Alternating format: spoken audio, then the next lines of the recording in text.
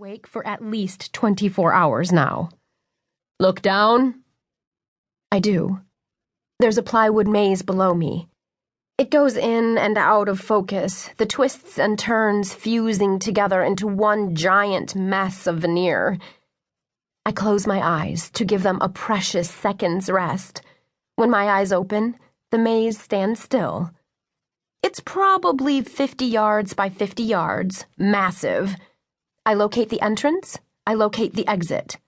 5 more seconds, the man standing next to me says. My eyes scan the maze, darting from entrance to exit, back over all the turns. There are lefts and rights and a series of rectangular spirals inside the maze. It's easy. Too easy.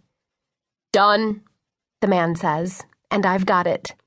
A left, 3 rights, 2 lefts, then 2 rights. 3 lefts, 1 right to the exit. But there's a sinking feeling in my stomach. This is way too simple. I jog down the steps and over to the woman holding a stopwatch at the start of the maze. She looks at the clipboard she's holding, marks a notch, then looks up at me. Ready? She asks in a flat voice. No compassion. Typical. Yes, I tell her as I tighten my ponytail, even though that's not really true. I just want this to be over with. That's the truth. I take a breath and notice that a crowd has formed to watch. Looks like everyone who gave up on me after the first challenge is back. They're so fickle. It almost makes me want to smile. But then I glance over and see that man in the green tie staring at me again with those same intense eyes. I'm being scrutinized, evaluated like a real candidate. My stomach flips over. Go, the woman says, pressing down on the stopwatch. I take a breath and run forward into the maze. A few steps, and I dart left, all the way to the end, then a right. There are 2 turns I could make before that, but I run past both of them. They're dead ends. I hit the last right and take it, then keep running. There's nothing in my way, no obstacles. This can't be right. There has to be something. I make the next right and I gasp as a man dressed from head to toe in black jumps in front of me. His left hand grabs the collar of my shirt, and his right hand presses the tip of a knife blade up to my chin. Gotcha, he says. I don't make eye contact. You never make eye contact. I stare into his sternum and look at his hand position. Then I lean back before he has a chance to react.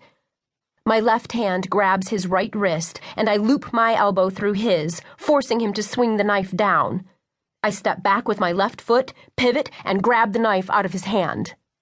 That took all of about 2 seconds. Sorry, what were you saying? I ask.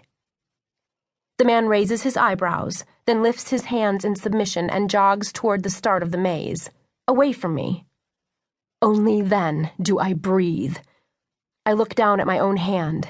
It's shaking. I take the knife with me as I make my 3rd right, then a quick left. I need to make another left here somewhere, I think. I repeat the rest of the pattern in my head. 2 lefts, then 2 rights. 3 lefts, 1 right to the exit. I need to make a left. But when? There are so many. There's 1 right in front of me, but it feels wrong. I think I'm supposed to go to the next left. Or the one after that. I can't get lost in this thing. I can't.